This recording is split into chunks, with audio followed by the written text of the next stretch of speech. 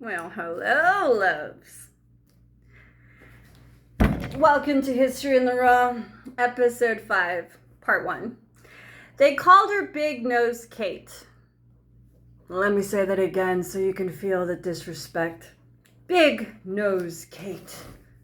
Because she had a prominent nose.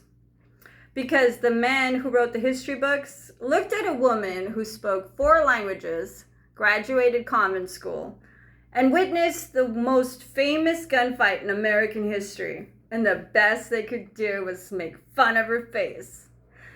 Her real name was Mary Catherine Horney. Horony. Horny. She was born in Budapest. She was educated. She was brilliant. And she would have laughed in your face if you called her Kate to her her face. The choice. Here's where it gets interesting. Kate had options. She graduated from a convent school in St. Louis. She could have been a governess, a teacher, a respectable wife. Instead, she chose sex work.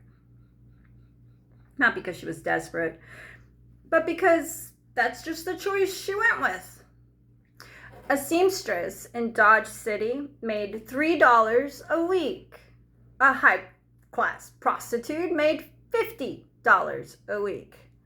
In a world where women couldn't own property, couldn't vote, couldn't open a bank account without her husband's permission, Kate looked at her options and said, I'll take the one that pays me and lets me leave. She worked for Bessie Earp. Yep, those Earps.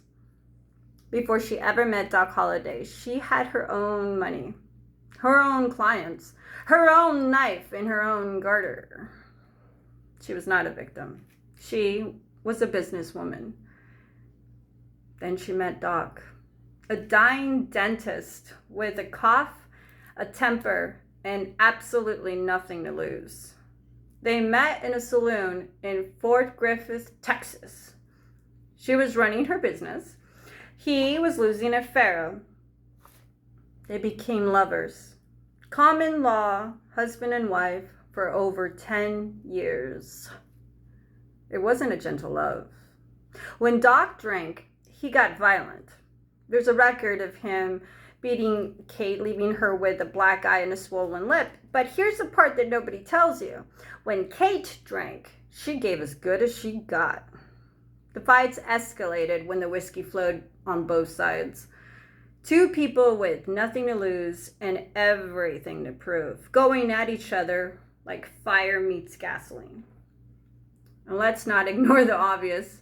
10 years she nursed him through tuberculosis, hemorrhages, washed his bloody sheets and clothes, put her own health on the line every single day, and he never put a ring on her finger. Nope. She was Kate to the world, but she was never Miss Holliday. She had every right to be furious. She had every right to drink, and sometimes she did. But she stayed anyway. It's not romantic. It's complicated. Kate was complicated. And history should be honest about that. October 26, 1881, the OK Corral. By the by, it didn't actually happen at the corral. It was down the street in a dirt field next to a photography studio. Kate watched the whole thing from a boarding house window. The whole thing lasted 30 seconds. 3 men dead. The most famous gunfight in American history. And Kate had front row seats. When Doc Holliday came back into her arms, he was shaking. He told her it was terrifying. He wept. The movie showed Doc Holliday as a cold killer. Kate saw him as a real human. And when Doc was charged with murder, She testified in his defense, putting her own life on the line again. She used her poise, her ability to speak like a convent nice lady, to convince the court that he was innocent. Kate lied, or told the truth, to protect the men she loved. Doc died in 1887. Doc was 36. Kate was 38. She had 43 more years to go. She married a blacksmith named Cummings. Left him. Worked as a housekeeper, a cook, a laundress. Kate aged. She shrank. Kate became an old woman in a state-run home telling stories to nurses who smiled and nodded and didn't believe her. Sure, Doc Holliday was her man. Sure you were. Right. She died in 1940 at age 90. Buried under the name Mary Kay Cummins, the husband she left. Not the lover that should have made her famous. No statue. No movie where she's the heroine.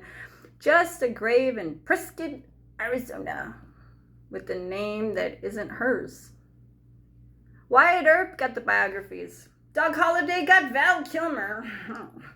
And Kate got a nickname about her nose. The men got monuments. The woman who spoke 4 languages, chose her own life, and watched history happen right in front of her got erased, because that's what happens when women write their own rules and men who write the history books put them in footnotes. But I'm not letting them erase her. Not on my watch. On my OnlyFans, yeah, I'm the Sonoran Desert Siren there. Nice to meet you. I tell the parts I can't say here. The parts about what sex work was actually like in the West. The Wild West. The parts about what Kate actually saw that day at the OK Corral. The parts about what it cost her to love a dying man for 10 years. History in the raw. No filters, no advertisers to please. Just stories told by a naked woman who lets or doesn't let this kind of stories go on forgotten. 8 subscribers isn't going to feed my zoo. I'm trying to get up to 250, so me and my 12 babies. That's 5 cats, 4 adult dogs, and 3 puppies who just showed up with their mother can survive out here in the desert. So subscribe to History in the Raw on OnlyFans and help me keep history alive. And help me buy some damn dog food. I'm your Sonoran Desert Siren. I'll see you on the other side.